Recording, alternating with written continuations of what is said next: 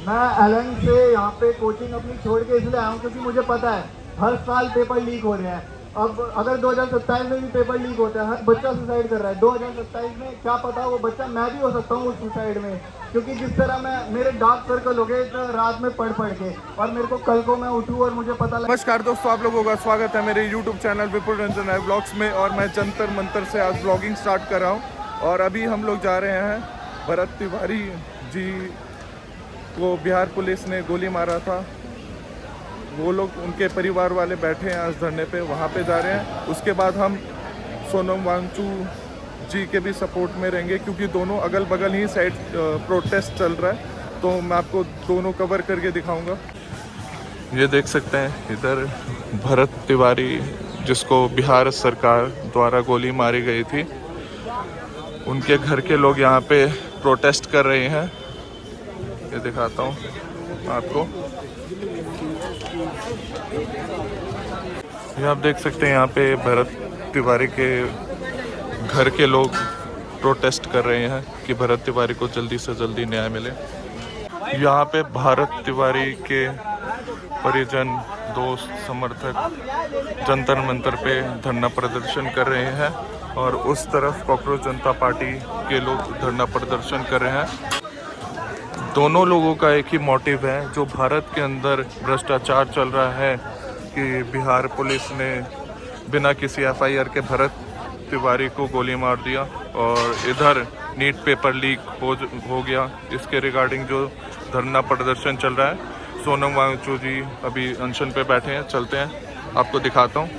अभी चलते हैं। सोनम वांगचू जी आज 18 से 19 दिन हो गए हंगर स्ट्राइक पे बैठे हुए हैं, उनका सपोर्ट करने के लिए आए हैं हम लोग, और भारत तिवारी का भी सपोर्ट करने के लिए आए हैं क्योंकि दोनों लोगों का एक ही मोटिव है कि भारत के अंदर जो भ्रष्टाचार चल रहा है, बिना एफआईआर के बिहार पुलिस ने भरत तिवारी को गोली मार दिया और यहाँ पे नीट का पेपर लीक हो गया। इसको लेकर के जो भारत के अंदर भ्रष्टाचार है उसके खिलाफ सोनम वांगचू जी बैठे हैं धरना प्रदर्शन पे। ये आप देख सकते हैं सोनम वांगचू जी सामने बैठे हैं धरना प्रदर्शन पे, हंगर स्ट्राइक पे, साथ में अभिजीत तिपके हैं। और आपको दिखा देता हूँ, ये इंटरनेशनल मीडिया ये न्यूज़ पूरा कवर कर रहा है और हमारे देश की मीडिया बस किसी काम की नहीं है। ये पूरा व्यू देख सकते हैं, कितने सारे लोग इकट्ठा हो रखे हैं अभी भी जंतर मंतर पे। सोनम वांगचू जी सामने बैठे हैं हंगर स्ट्राइक पे। ये आप देख सकते हैं प्रोटेस्ट साइड से मैं डायरेक्ट आपको दिखा रहा हूँ। आप देख सकते हैं प्रोटेस्ट साइड से हूँ मैं। ये देख सकते हैं ये पूरा प्रोटेस्ट साइड से आपको लाइव दिखा रहा हूँ मैं, जूम करके दिखाता हूँ। सोनम वांगचू जी बैठे हैं सामने, ये देख सकते हैं आप लोग। मीडिया वर्ग से थोड़ा साइड में हट जाइए।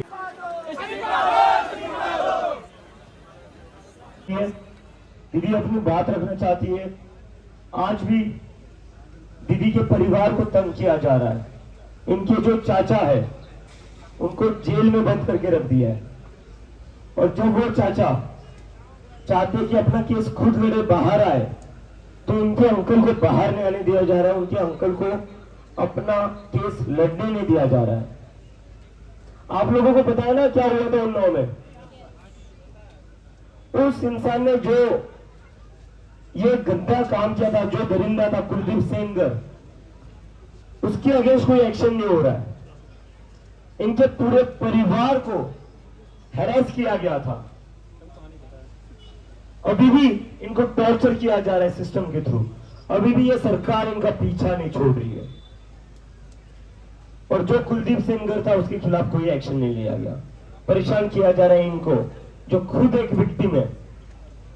आप देख सकते हैं अभिजीत तिपके भाई आ रहे हैं।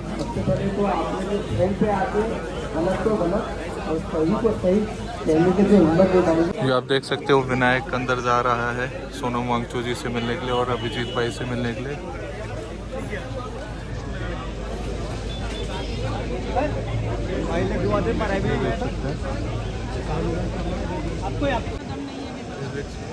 विपक्ष क्या हाँ ऐसे कोई जो भी सामने मेरे राइट साइड में इस पेड़ के पास उज्जवल और फरहान दो साथ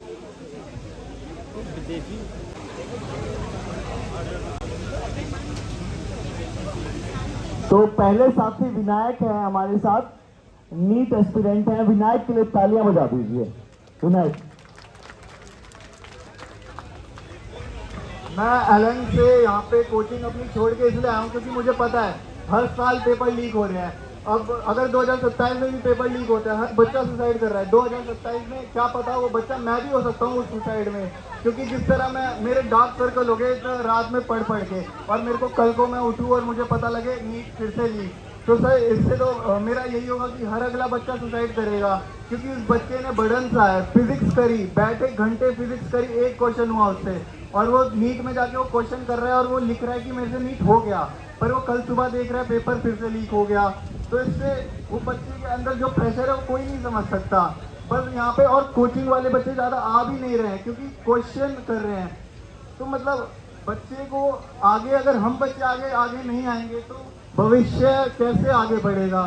हमारे लिए बुजुर्ग खड़े हो रहे हैं, आप खड़े हो रहे हैं, अगर बच्चा खुद के लिए स्टैंड नहीं लेगा तो नीट में कैसे अपने लिए कुछ कर पाएगा। मेरा बोर्ड भी है, नीट भी है, मेरे को दोनों के लिए पढ़ना है, और अगर कल को बोर्ड का पेपर लीक हो जाए, कल को अगर मैं कुछ और करूं उसका पेपर लीक हो जाए, मैं तो एक तरह से फिर बोझ बनता जाऊंगा अपने घर वालों पे। और बच्चा यही सोच के सुसाइड करता है कि मैं बोझ बन रहा हूँ, और बोझ मेरे को पसंद नहीं आ रहा।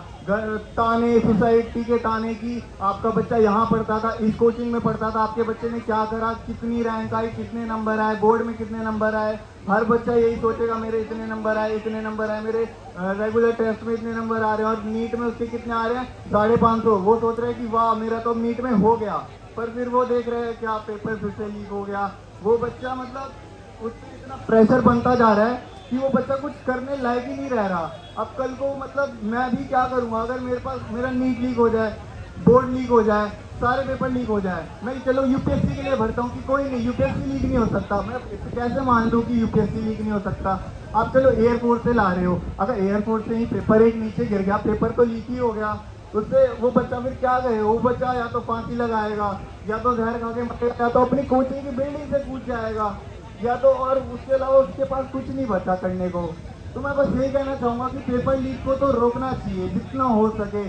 जेई का पेपर एक बार लीक हुआ था 90s में, उसके बाद से अभी तक जेई की इतनी स्ट्रिक्ट है कि जेई का पेपर लीक नहीं हो पा रहा, इतनी स्ट्रिक्ट है। क्या नीट में ऐसा नहीं हो सकता क्या? और अगर आप मान लो पेपर लीक करते हो और कल को वही डॉक्टर आपका इलाज कर रहे हैं जिसने पेपर लीक किया है, क्या आप उससे करवाओगे?